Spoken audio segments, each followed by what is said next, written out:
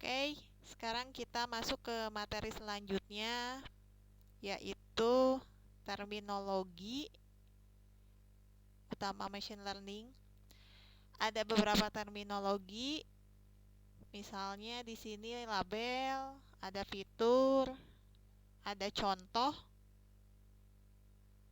dan ada model. Kita bahas yang pertama dulu, label ya.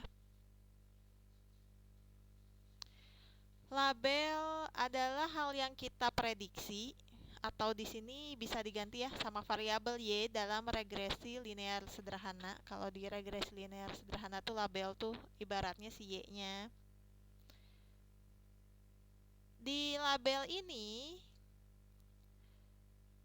contohnya nih, harga beras di masa depan. Nah, itu contoh dari label. Jenis binatang atau hewan yang ditampilkan dalam gambar, itu juga contoh label. Atau tentang apapun, harga rumah misalnya, itu juga label. Selain label, ada yang namanya fitur. Kalau fitur, ini adalah variabel masukan.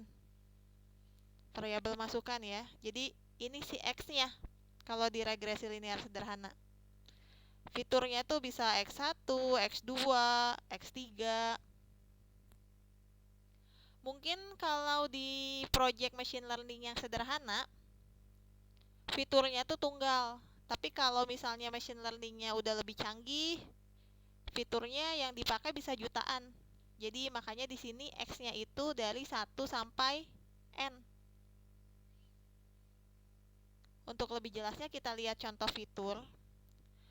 Kalau ada program pendeteksi spam ya, fiturnya bisa kita ambil seperti berikut ini ya. Fiturnya tuh bisa kata dalam teks email, bisa alamat pengirim, bisa waktu ketika email tersebut dikirim, atau frasa-frasa yang ada di dalam emailnya. Tadi label udah, fitur udah. Kita akan maju lagi ke contoh. Contoh di sini maksudnya adalah sampel data tertentu. Biasanya X ya. Untuk menunjukkan bahwa contoh tersebut adalah vektor, biasanya ini X-nya tuh ditulisinnya pakai huruf tebal. Hurufnya tebal. Dan kita bagi contoh ini jadi dua kategori.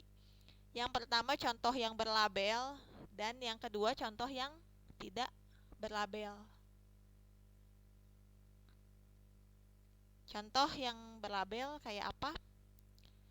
Seperti ini, di sini ada tabel ya, menunjukkan 5 contoh berlabel. Nah, labelnya di sini harga rumah nih. Karena ini kumpulan data isinya informasi tentang harga rumah di Cimahi. Fiturnya ada banyak di sini, 3 fiturnya. Ada usia bangunan, apa 5 tahun, 19 tahun, 2 tahun. Jumlah kamarnya ada 5 buah kamar, 3 buah kamar. Luas bangunannya 200 meter persegi, 100 meter persegi, ini 54 meter persegi maksudnya. 21 juga 21 meter persegi.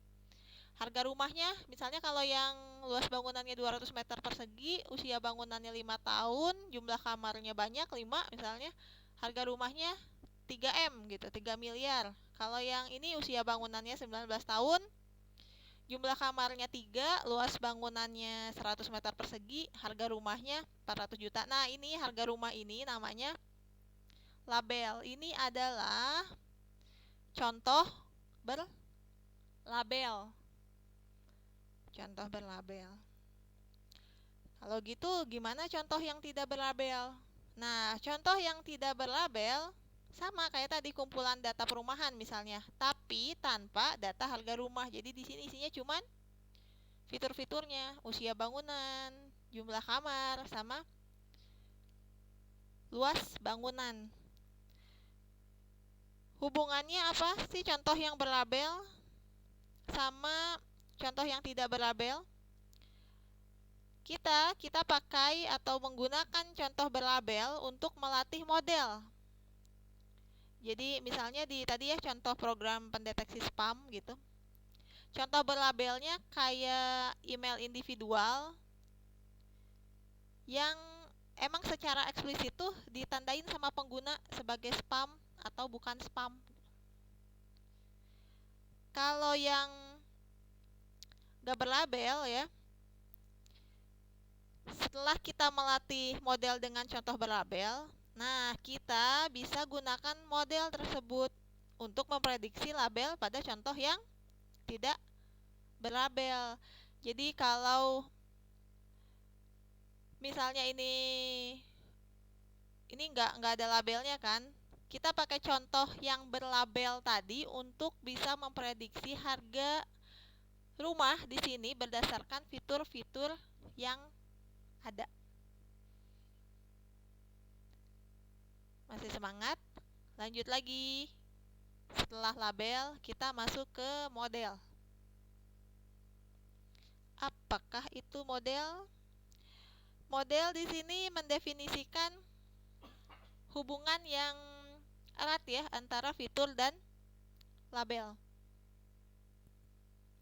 Misalnya model deteksi spam gitu kan. Model deteksi spam. Jadi ini sangat erat mengaitkan fitur tertentu dengan spam. Ada dua fase masa aktif model ini. Yang pertama fase pelatihan, berarti membuat atau mempelajari model. Jadi kita menunjukkan model dengan contoh yang berlabel tadi dan memungkinkan model untuk secara bertahap mempelajari hubungan antara fitur dan label. Fase selanjutnya ada yang namanya inferensi. Kalau inferensi ini menerapkan model yang terlatih ke contoh tak berlabel. Artinya kita menggunakan model terlatih untuk memprediksi atau membuat prediksi yang berguna. Jadi si Y itu tadi kita cari. Misalnya selama inferensi kita dapat memprediksi harga rumah yang tadi ada datanya untuk contoh tak berlabel yang baru. Itu terminologi utama dalam machine learning. Sekarang segitu dulu videonya, nanti dilanjutin lagi dengan video lainnya. Ditunggu ya.